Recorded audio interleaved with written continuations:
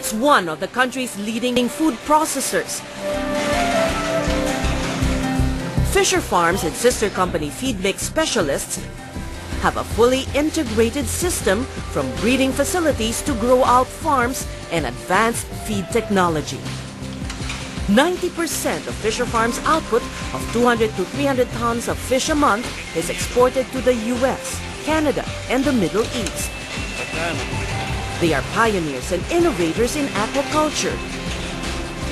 And they're also leading the way in employee relations. Credit goes to this man, Rodolfo Salas. Once the most wanted man in the country, when he headed both the New People's Army and the Communist Party of the Philippines, known by the nom de guerre, Kumander Bilog. Time was when he was behind picket lines, inciting strikes and work stoppages.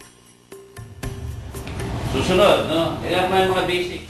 This time, as a company consultant, Salas is ensuring harmonious labor and management relations. He is no longer wielding a gun, but a balance sheet for cooperatives to improve the lives of workers. He is still very much the revolutionary, even if he had long abandoned the armed struggle. People had first caught up with a former NPA commander in 1999, when he gave up a high-paying position in a data processing center in the former Clark Air Base to organize workers' cooperatives. So sir, mahabang panahon na rin ang nagdaan mula nung nagkita tayo. So mula nun, ano ho yung pinagkakaabalahan ninyo? Nagkita tayo I think mga 10 years ago no?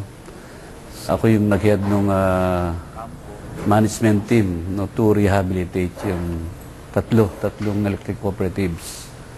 Dahil na on the verge of bankruptcy. So, doon ako nag-concentrate for 4 years. Then, nung na sila, steady na, nakapag-upgrade,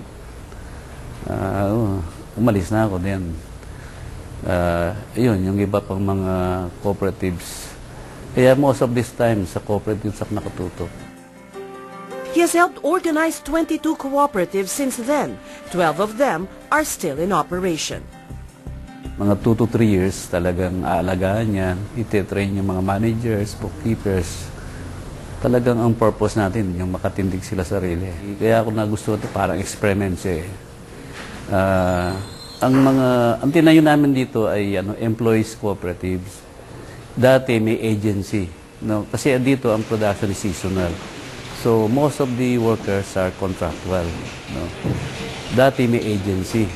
So, alam na natin, maraming problema dyan sa mga agency, manpower agencies. Ngayon, yung buti naman yung may-ari, saka yung ilan sa management, maganda yung nila. May concern sila dun sa welfare ng mga empleyado. So, they invited me. So, instead of private agency, yun nga, I suggested na i-organize namin sila mismo, yung mga employees, into a cooperative. So, aside from being an employee, member sila sa cooperative. At yung cooperative, ang siyang nagkaroon ng kontrata ngayon with the company. Through the employees' cooperative, about 500 workers of the company enjoy social security and PhilHealth benefits. The employer, on the other hand, enjoys industrial peace because the workers are happy.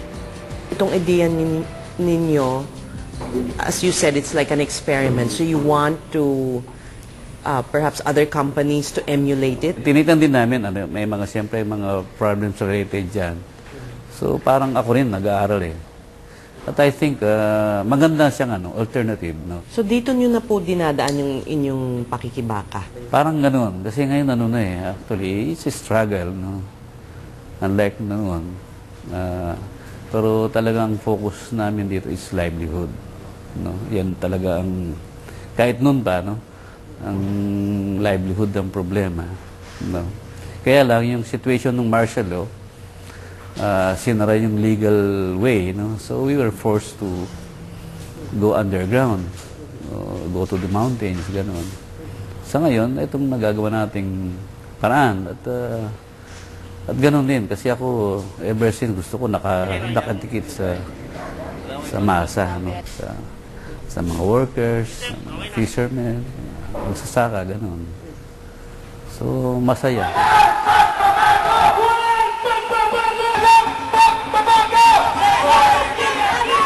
Ano ang mensahe naman sa may mga bagong usbong na mga naging kagaya ninyo? Maybe now it's their legal means, but they still continue to protest sa lansangan. Siyempre, una na, maraming mga problems and issues hindi na-resolve. No? Tapos, even yung mga sabihin nating na-solve na, bumabalik. No? Like question of land reform. No?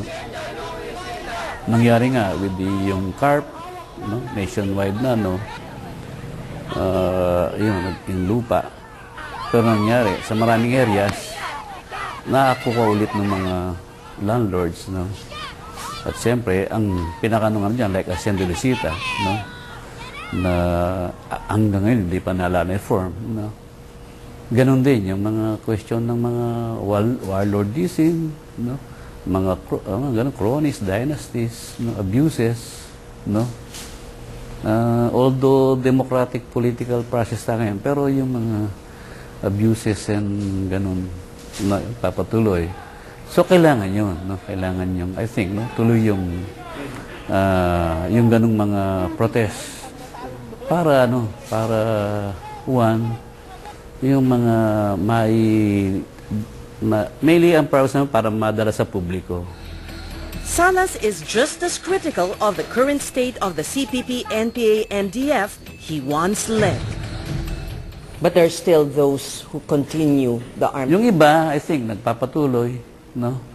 Doon sa kanilang pag-suporta sa mga mahirap. Pero yung iba, pera na lang nangyayari. They're being used by politicians. O kaya, mainly, ang financial. Paris yung ginagawang mga panungnog ng mga bases, mga minahan. Ano yun tawag na doon, taxation, di ba? Pero sa totoo, pera lang naman ang habol doon. So hindi ba kayo nagagalit pag may nakikita kayong ganun in the name of the NPA? Sa akin kasi parang naubos na yung galit ko noon The anger is gone, but the passion within him still burns. And at the age of 64, he is finding new ways to improve the lot of the Filipino worker. Rodolfo Salas is still very much the quiet revolutionary that brought the New People's Army to its mightiest level in Philippine history right before the EDSA Revolution in 1986. So this is where your fight is. So, instead of changing the world, kahit na isang bayan lang, o isang barangay, diba? Ayun na yung noon, ganun ang aming diba? Ganyan ang aming attitude Talagang baguhin natin yung baguhin natin ang mundo, baguhin natin ang sistema. Kaya, pero hindi lang ako, maraming mga kasama namin ganyan. Sabi ko, tayo? Back to home base. Yan. Uwi kayo sa inyong bayan. Then, alam naman natin yung ng martial law, nag-survive tayo, lumakas tayo, nakatulong tayo sa tao. Higit pa ngayon, di ba? Up next, on People. Ang plan namin ng age 7, ite-take over namin ng Baguio. Sabay-sabay. Davao City, Baguio. Yun ang mga nakaplano. Yun ang dalawang halos nakaprepare na yun. Tsaka pala batasan. So anong gagawin niyo sa mga congressmen doon? Hawakan sila.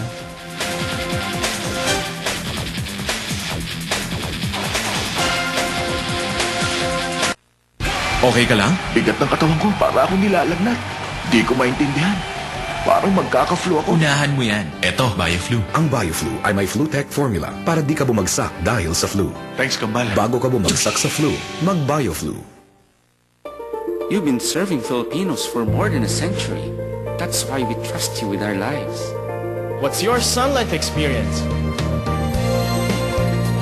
See more stories at sunlight.com.ph.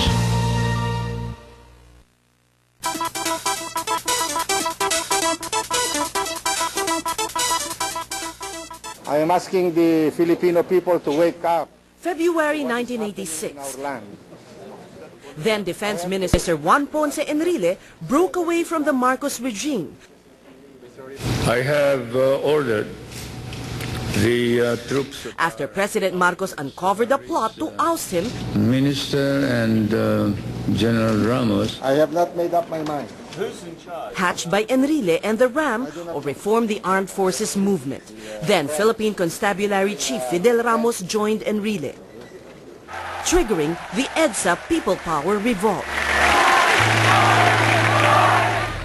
Rodolfo Salas says, had it not been for the pivotal event, the CPP, NPA, NDF was poised to seize power in 1987. Sabay-sabay. Davao City, Baguio, yun ang mga nakaplano. Yun ang dalawang halos naka-prepare na yun. No. Kasi meron na kaming ano nun eh.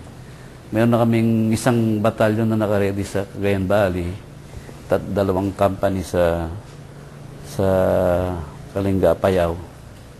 Eh yung Baguio, madaling hawakan. So, Tsaka pala batasan. Batasan. Yung, ano, Batasan. Oo. So anong gagawin niyo sa mga congressmen? Hawakan sila. Then, i-declare na yung ano nun, the revolutionary government. They were inspired by the Viet Cong's Tet Offensive in 1968, where surprise attacks were timed during the Lunar New Year celebrations. Here in the Philippines in 1986, under the leadership of Kumander Bilog, the CPP-NPA became a powerful movement capable of such attacks.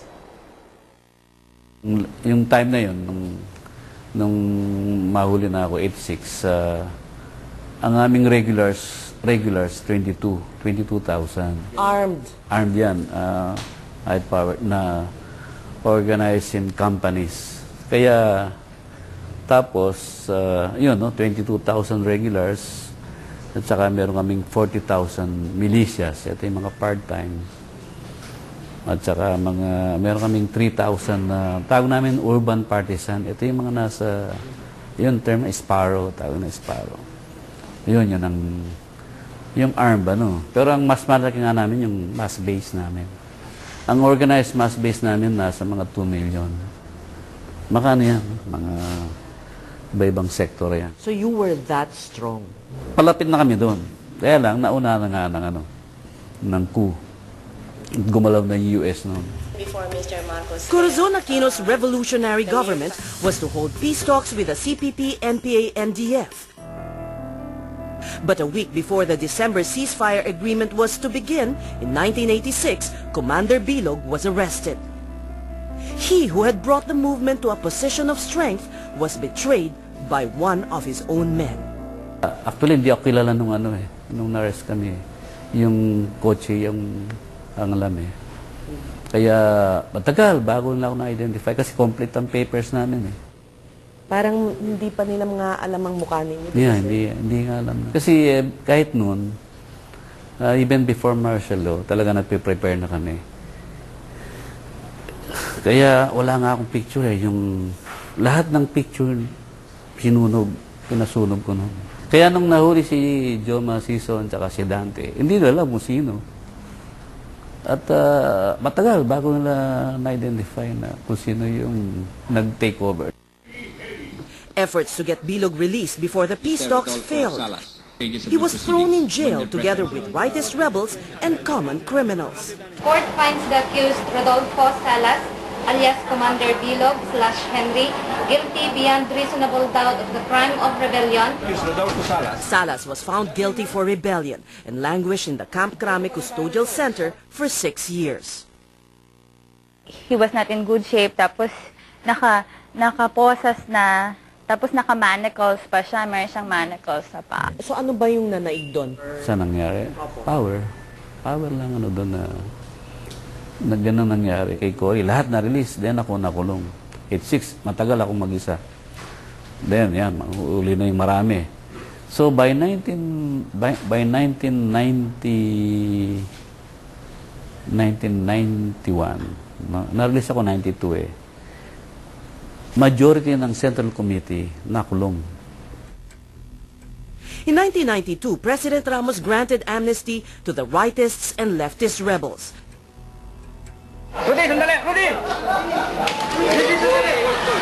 When Salas had served his full sentence for rebellion.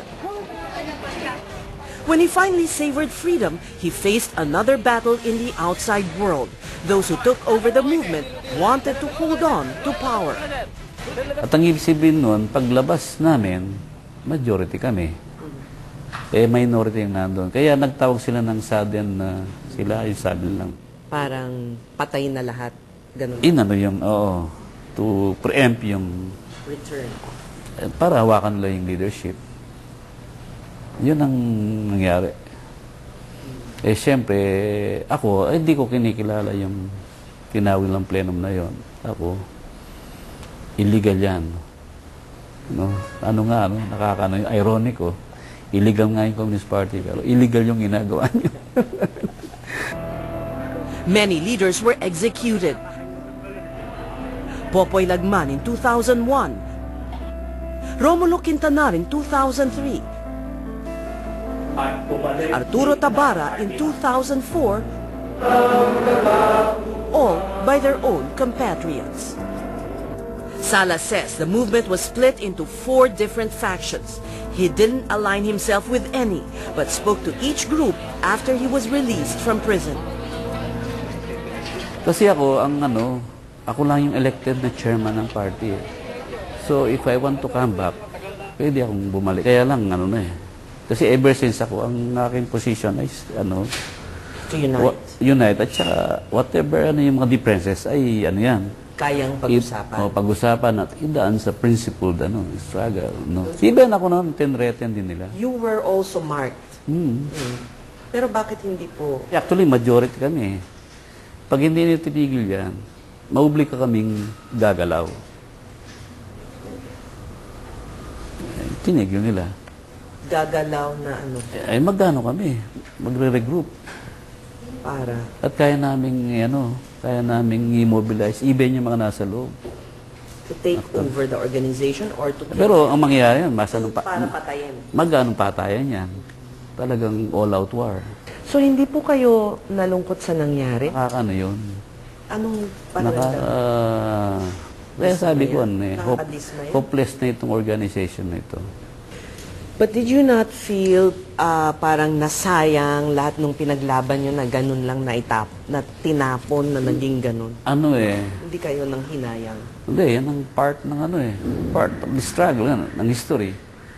Sa Katipunan, ganun nangyari. Diba? Kay Bonifacio, sino ba yung pumatay kay Bonifacio? Sinong pumatay kay Antonio Luna? No? Yun ding, yun ang siguro, yun ang tragedy ng Philippine history. Rodolfo Canda Salas was born on December 23, 1947. He belonged to a family of rebels. His maternal grandfather, Gregorio Canda, was part of the peasant uprising against Spain in Mexico, Pampanga. His father, Filemon Salas, was a member of the Hukbalahap or Hukbong Bayan laban sa mga Hapon, the military arm of the PKP or Partido Komunista ng Pilipinas, which fought the Japanese. Nakalakihan namin yung sympathy at saka aming nandun sa mga karaniwang tao. Kaya kahit na kaming mga makapag-aral, yun ang naitanim sa amin, na hindi lang yung pansarili, kundi yung makatulong ka sa kapwa mo, yung kapwa-tao, gano'n. Even his mother, Beatriz Canda, was jailed for being a Hukbalahap sympathizer. Salas lost 2 brothers who belonged to the NPA during martial law. Even his own children became activists.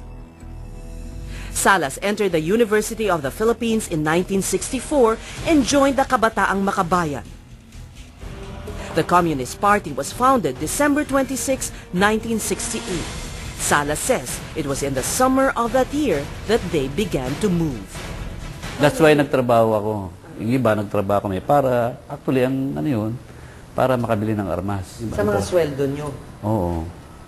Sa mga sweldo namin. Ganun na. Kaya nagtrabaho ko ng 6 months sa Philippine Airlines. Tapos, Tinatabi namin yung kita nyo, nakailang baril ang bili nyo? Ako, ang nabili ko 2.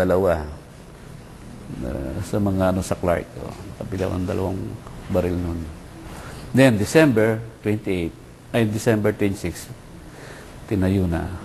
Doon na kami nag-decide na lahat, mag-alisan lahat sa trabaho. Full-time. At ako ang bali na-assign to take charge of Central Luzon. Central Luzon at saka yung national expansion ang tawag namin. So I work, nagano ko sa legal at saka sa illegal. In 1980, in the first national plenum, Kumander Bilog was elected head of the CPP, NPA, NDF. He was known as an innovative, low-key leader. Salas boasts that the movement then had contributions from the masses which amounted to tens of millions of pesos. But now he counts his achievements in other ways.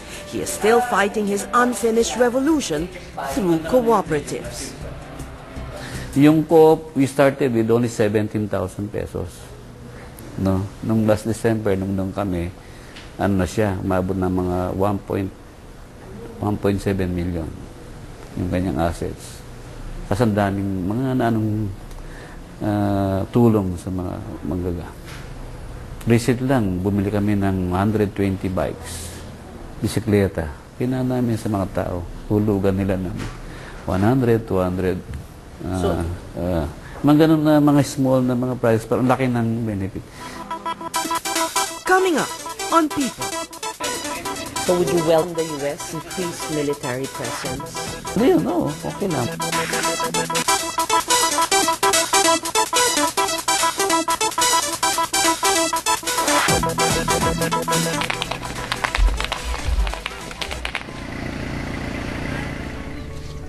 In Bamban, Tarlac, Rodolfo Salas is renewing his ties with his Aita community.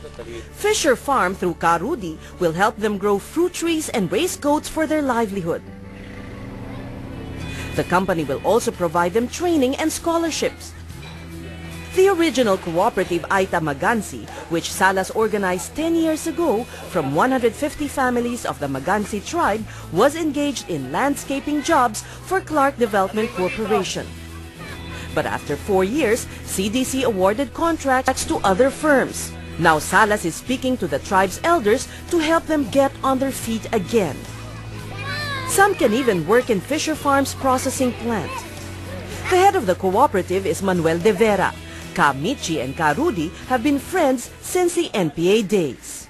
So ito yung mga gusto nyo pang gawin in the future. So marami pa kayong plano. Makapagtayo doon ng technical school for the Aita.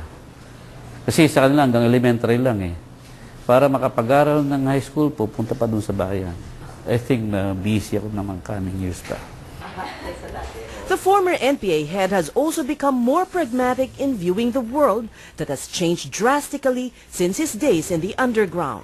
He is not joining the chorus of militant groups against the prospect of increased U.S. military presence in the Philippines. Hindi lang sa Pilipinas yung nagkaroon ng pagbabago, kundi all over the world, no? Na una na yung economies ng ibang countries interlinked na, no? So would you welcome the U.S. increased military presence?